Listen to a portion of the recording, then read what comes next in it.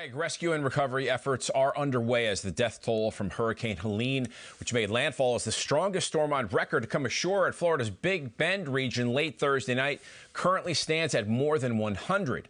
The initially Category 3 storm quickly downgraded once on land, but it still did plenty of damage, knocking out power to millions of people in Florida, Georgia, and North Carolina, leaving families trapped due to floodwaters. Deaths were reported in Florida, South Carolina, North Carolina, Tennessee, Virginia, and Georgia. I'll tell you what I told people in Valdosta on Saturday. This storm literally spared no one. It took one of our finest and a firefighter, Leon Davis, who was with the Blackshear Fire Department Assistant Chief while responding to a call. As you all know, in this community, a 27-year-old mother and her 1-month-old twin boys were killed when a tree fell on their home in McDuffie County. In Washington County, a 7-year-old boy and a 4-year-old girl died when a tree fell on their burning house. In Irwin, Tennessee, a dramatic scene played out Friday as the Unicoi County Hospital, as a raging floodwaters prompted the rooftop rescue of nearly 60 people. Originally, they had sent boats because that seemed to be the logical way to get them out. But the problem is, once the boats got to the hospital, the water deteriorated so rapidly they couldn't leave. Johnson City aerial photography indicated the Nolichucky River grew to more than a mile wide. Let's talk with Mass Exodus Movement founder, host of the Keisha King podcast. Keisha, welcome back to Victory News. Thanks for having me. Donald Trump says he'd like Elon Musk to chair a government efficiency commission. Musk added that he can't wait to audit U.S. agencies and identify government programs to cut, making sure that taxpayer money is spent in a good way. Is that a good? What's your reaction to this? Good idea?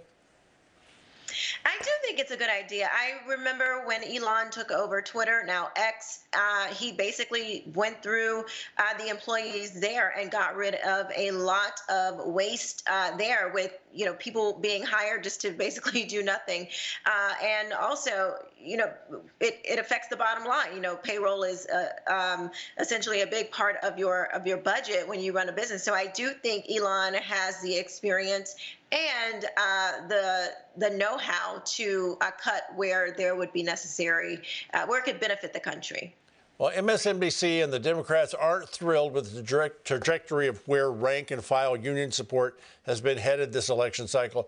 Here's one of the workers MSNBC interviewed in Michigan. Mostly just immigration. Can you talk a little bit more about that? What about immigration have you been paying attention to? There are thousands and thousands of illegal immigrants coming across the border every day, and the vice president has done minimal work to fix that, based on what I've seen. So I'd like that to change. So the Harris campaign's trying to pretend Kamala is some sort of a newcomer who will fix everything, and she just spent 20 minutes at the border wall last Friday. You think this young man shows working Americans aren't buying the narratives Harris and the media keep presenting to them?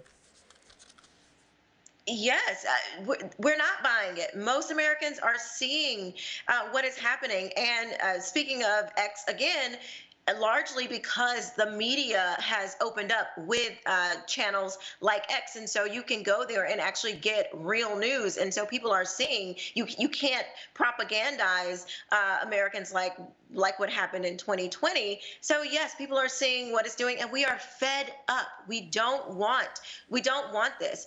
I believe that the Biden-Harris administration knows Americans don't want this, but they don't care. Yeah, now you made it through Hurricane Helene. We're grateful for that. Joe Biden was asked about the devastation left behind by Helene and if the federal government would do more to help citizens who have been totally wiped out. Here it is. We've given them all everything that we have. We're on the ground ahead of time, so we're working hard. Are there any more resources the federal government could be giving them? No, we've given them. We planned a significant amount of it, even though they didn't ask for it yet. Hadn't asked for it yet. All right, let me ask you a tough question. Do you think if his administration had not let approximately 15 million illegal immigrants into this country and funded them, plus, not to mention Ukraine, would there be more relief funds to help the hurricane victims? Absolutely.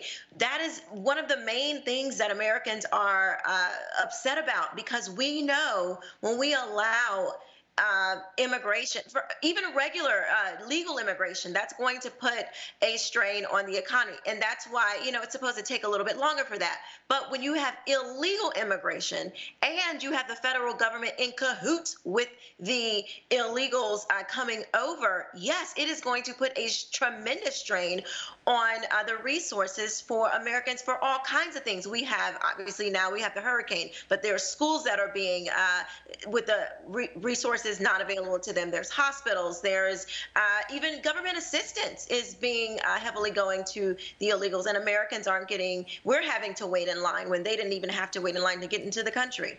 A lot of deaths, too many people displaced, whole towns gone, and we keep sending money everywhere else. Keisha, thank you so much. Back to you in just a moment.